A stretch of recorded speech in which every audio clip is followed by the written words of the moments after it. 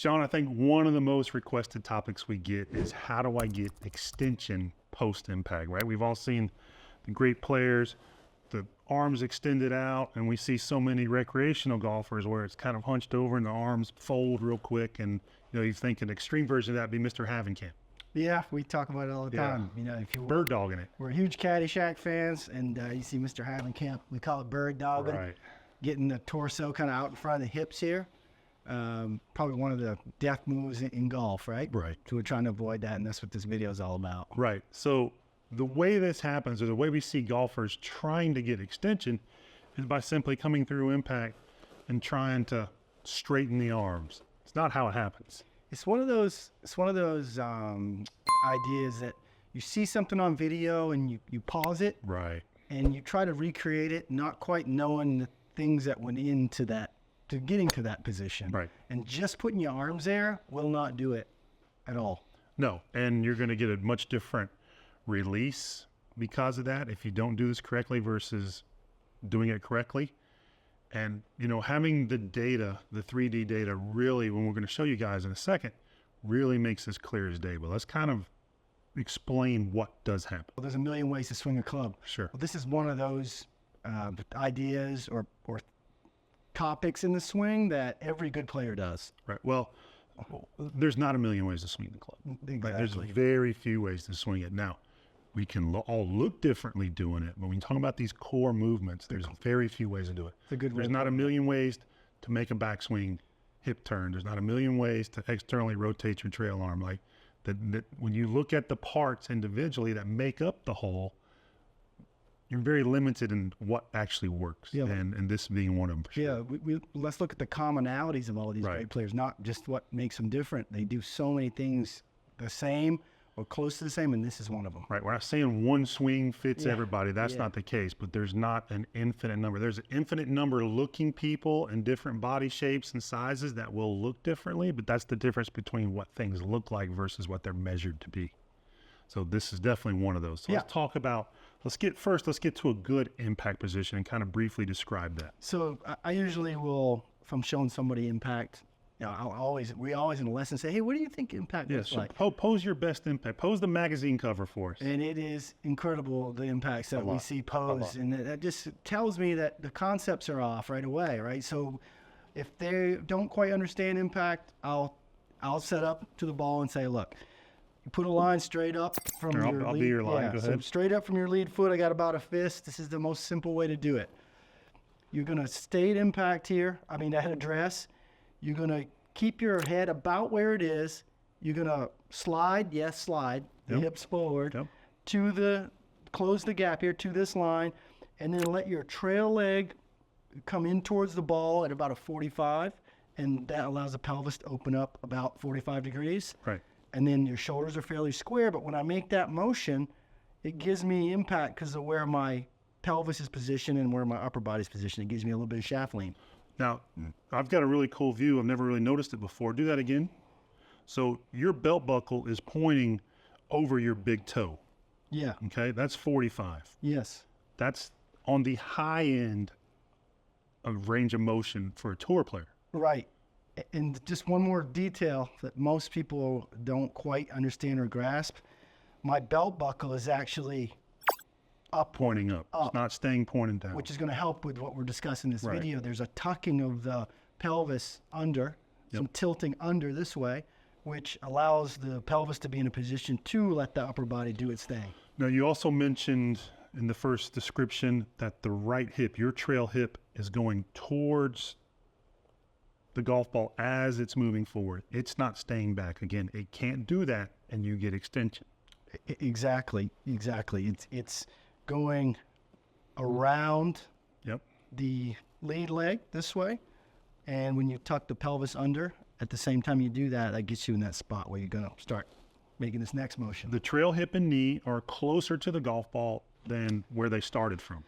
Boy, that could be another whole video, right? This could be another whole video. It will be. So many people worried about early extension. What they don't realize is that the trail hip or trail side of my rear end has to come off the wall as I move into impact. That allows the lead side to be on the wall or close to the wall.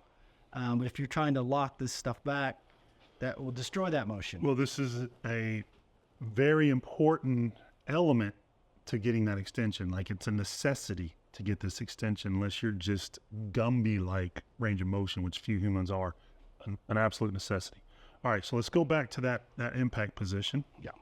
And we'll just kind of carry it on from there. So about 4 inches forward. Yep. Let the pelvis open up. The torso is going to be slightly open, but the shoulder line is going to be fairly square to slightly open. Yep.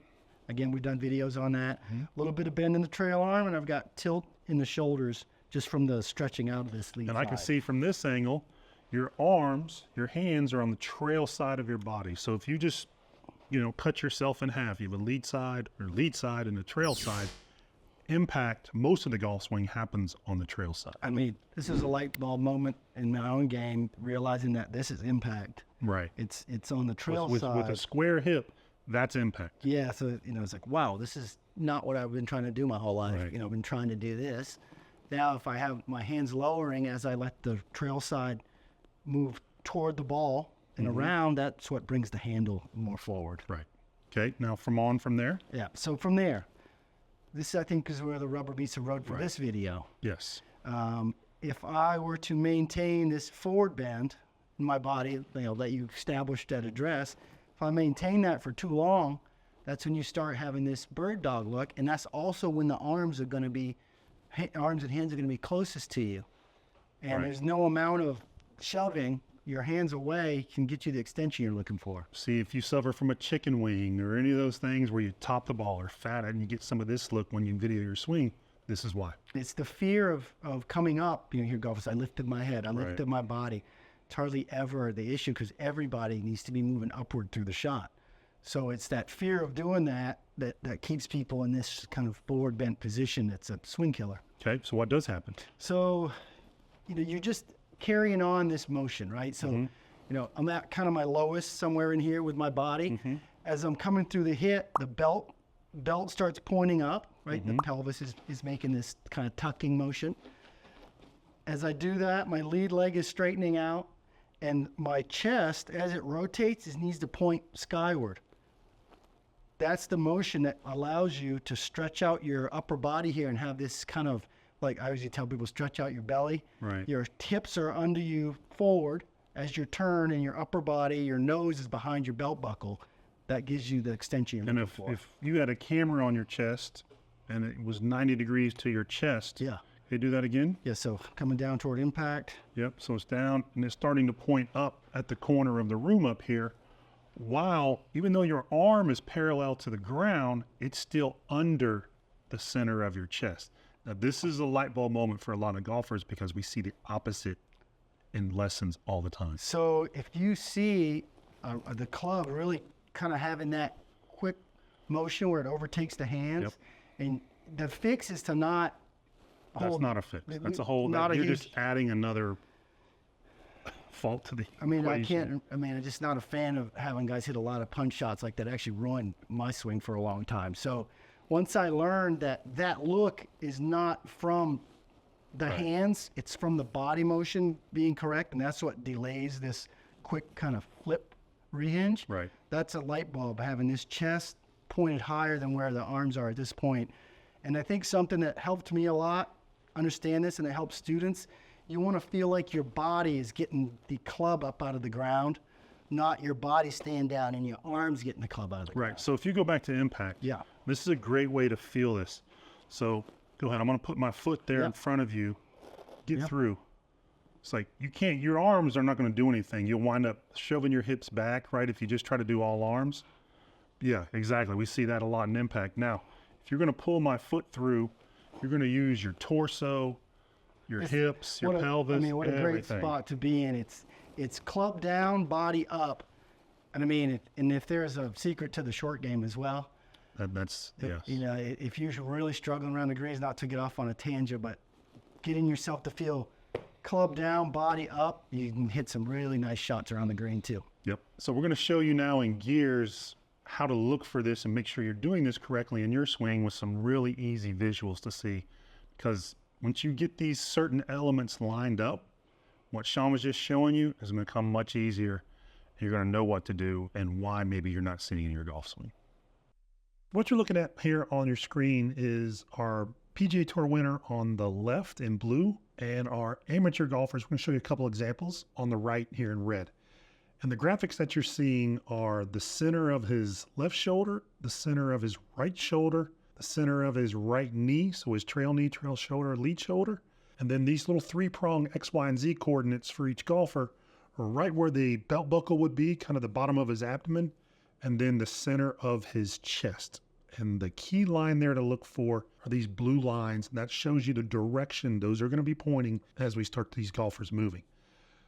As we get our pro going, what you're going to see is, as he goes into the top, is his belt buckle always has some angle of downward point to it. Okay, so that kind of indication of where the pelvis is tilted. And as he shifts down, you're going to see that belt buckle point even farther to the ground. Now, about halfway down, it's starting to work back up level with the ground. So we'll call it not quite level with the ground by impact, but very close to it right after impact. So right here, his pelvis now is pointing horizontal to the ground or parallel to the ground, his belt buckle. Now you can see, obviously, his hands are well below that. Now, as he continues on through, when his shaft gets parallel to the ground, we'll call it right here, his hands are still below where his belt buckle is pointing. So if he had a laser shooting straight 90 degrees out of his belt buckle, it would be, his hands would be below that laser. And of course, his hands would be underneath his chest as well. Then as we get him to trail arm parallel, so his hands are still below the center of his chest. Now his extension, his rising up with his pelvis tilting up towards beyond parallel to the ground. Now his chest is working up beyond parallel to the ground as well. That's what's pulling the arms up. You can see here when that chest starts to get above parallel, now his hands are starting to get above the chest. Now if we scroll him back just a notch right here to where his two shoulder lines are dead on top of one another. So his shoulders are in a line now from this face-on view. You can see that they fall just in front of his trail knee. We see this very common movement orientation with great players, but his chest, the buttons on his shirt, certainly his belt buckle, everything is in front of, closer to the target than his shoulders. Okay, so you can really see a stretch going up his trail thigh, the front of his trail thigh, up across his abdomen to his left shoulder, that stretch diagonally across the body here in full display. Now we're going to leave him here and take a look at what the amateur does by contrast to that. As our AM gets moving, you're going to see the pelvis move at a completely different orientation here. So again, the pelvis is pointing down at the ball, that's normal. And then it's still pointing down, still pointing down, still pointing down, still pointing down. Now the hands have gotten above where the pelvis is pointing, where his belt buckle is pointing by the time the shaft gets parallel to the ground. So his belt is still pointing down. His hands are now above it. His belt is now about horizontal to the ground somewhere in here. And his hands are already getting above his chest by the time his trail arm is parallel to the ground. So we see a much different pattern. And we can see different than our pro, who has a really stretched out belly. That thigh to belly to shoulder is really stretched. Whereas our AM looks like he's, taking a punch to the gut, where he's kind of folded over into that midsection. And then we scroll him up to where his shoulders are on top of one another. His knee is in front of his shoulders. So the exact opposite, where that's really letting off that tension. He's putting slack in the system by letting that tension, he's letting that stretch go by driving his knee forward here at this point in the golf swing. That really kind of forces him to kind of fake extend the arms by just lifting the arms up. And his body is not what's raising the arms. It's his arms are just kind of lifting up as his body is still kind of almost crunched over into that kind of, getting punched in the belly kind of posture. Our next example of the AM, you're going to see very similar movements. Again, the pelvis staying pointed down, and this is why so many golfers are afraid to extend the pelvis. That's become a bad word for some reason. The pelvis has to extend to get proper arm extension through the shot. Now his hands are already above his pelvis, his belt line, and they're already above his chest line now. So he's got everything pointing below his hands in his classic chicken wing with both arms. His knee well out in front of his shoulders. And when we put his shoulders on top of one another, you can see a very different scenario than what we see from our pro. Again, that driving that knee forward kind of releases that tension that stretch from the thigh up through the abdomen, across to the shoulder. And if you tighten those areas, right, if that's difficult to stretch your thigh out, your IT band, it's going to be difficult to have proper extension. You'll wind up just kind of faking it by pulling the arms up. So you want to make sure you have some mobility and stretching going on in that part of the body if you struggle with getting extension through the shot. Okay, so one of our favorite drills to kind of understand this is just the push ball drill. And we put a little, it's a classic drill. We put a little wrinkle on it, kind of the way we teach it. So I'm going to have Mike get in here and set up at impact. Okay. So we've already established that he understands where impact is. He's got his hips forward. The legs are in the right place. His belt is tucked under slightly, and his head is where it's supposed to be. From there, he's just going to put the club right on the ball, barely touch it, and he's going to try to throw the ball into the screen using his body. Okay. Without any arm motion. So let's see you try to do that once. Oh yeah, so he did it, but it was all arm motion. So he's turned into Mr. Havenkamp for me real quick, which is pretty damn funny. Go ahead and let's do that again. We're going to try to do it the right way this time. So if I saw that in a lesson, I'm going to say, okay, let's try to figure out how to do this by getting there with the body, but in the finished position, feel like your arms are kind of the same relationship to your body they were at impact. Okay. So let's try that one time. Yeah, the last one I really felt this. It gets chasey. A lot of protraction and reaching, okay? So let's get the extension the right way here. So he's going to stretch his body out into the finish. Boom, right there. Now leave your arms right there again. And then let's do that one more time and just stick the finish is how I would teach this. Okay. And then we'll ratchet it back down to impact again so you can see that the arms really didn't travel that far during this drill. So impact, yep.